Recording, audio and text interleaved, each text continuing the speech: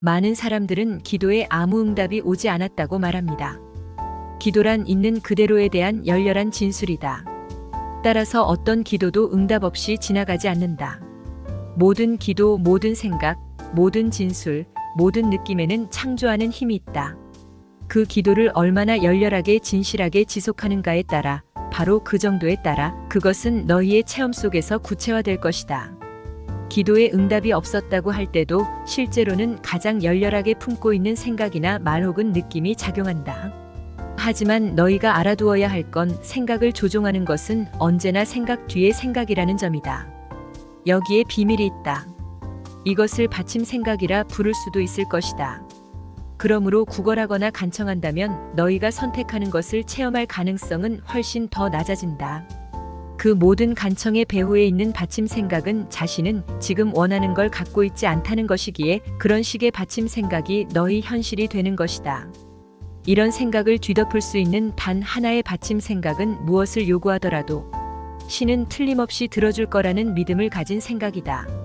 사랑이 뒷받침된 행동을 선택한다면 내가 누구고 어떤 존재가 될 수 있는지 깨닫게 될 거라고 하셨어요. 좀 더 자세히 말한다면요? 모든 삶에는 단 하나의 목적만이 존재하는데 그것은 너희와 살아있는 모든 것이 충만한 영광을 체험하는 것이다. 거기에 내재된 가장 심원한 비밀은 삶이 발견의 과정이 아니라 창조의 과정이라는 데 있다.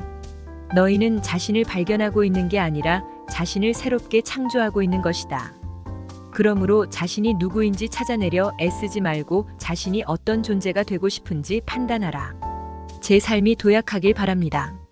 그래, 내 삶이 도약하길 바란다고. 그렇다면 지금 당장 내가 되길 바라는 대로 내 삶을 그려보고 그 속으로 옮겨가라. 그것과 조화를 이루지 않는 모든 생각, 모든 말, 모든 행동을 점검하라. 그런 것들에서 떨어져라. 저는 망했어요. 만일 내가 망했다면 너는 망한 것이다. 그 사실을 놓고 거짓말을 하는 건 무의미한 짓이다. 사실 그 사실을 받아들이지 않으려고 얘기를 지어낸다는 건 속을 허하게 만드는 짓에 지나지 않는다. 내가 망했다는 사실을 체험하는 잣대는 그 사실에 관한 내 생각, 예를 들면 망한 건 나쁜 일이다. 이건 끔찍한 일이다. 나는 못난 놈이다 따위의 생각이다. 내가 얼마나 오랫동안 망한 상태로 있을 것인지 보여주는 건 그 사실에 관한 내 말, 예를 들면 나는 땡전 한 푼 없어 따위의 말이다. 내 현실을 그런 식으로 만드는 것은 그래봤자 소용없다는 이유로 빠져나갈 길을 찾으려 하지 않는 행동이다. 우주에 관해 이해해야 할 첫 번째 사실은 어떤 상황도 좋거나 나쁘지 않다는 것이다. 그건 그냥 있을 뿐이다. 그러니 가치 판단 내리길 그만둬라. 두 번째로 알아둬야 할 사실은 모든 상황이 다 한순간이라는 것이다. 항상 똑같이 머무는 것도 없고 정지된 채 남아있는 것도 하나도 없다. 그러니 뭔가를 어떤 식으로 변화시키느냐는 너희에게 달려있다. 곧 죽어가는 사람에게 어떻게 긍정적일 수 있나요? 의사나 간호사에게 죽음은 실패를 뜻한다. 친구나 친척에게 죽음은 재앙이다. 오로지 영혼에게만 죽음은 구원이고 해방이다. 죽어가는 사람들에게 너희가 줄 수 있는 최대 선물은 그들이 평온하게 죽을 수 있게 해주는 것이다. 그들 생의 가장 결정적인 순간에 그들이 견뎌야 한다거나 계속 힘들어해야 한다거나 자신을 염려해줘야 한다고 생각하는 게 아니라 그러므로 자신이 살 거라 말했고 살 거라 믿었으며 심지어 살게 해달라고 기도까지 한 사람도 영혼의 차원에서 마음을 바꾸는 경험을 했을 것이다.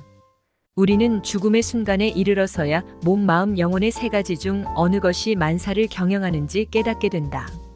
너희는 평생토록 자기 몸이 자기라 여긴다.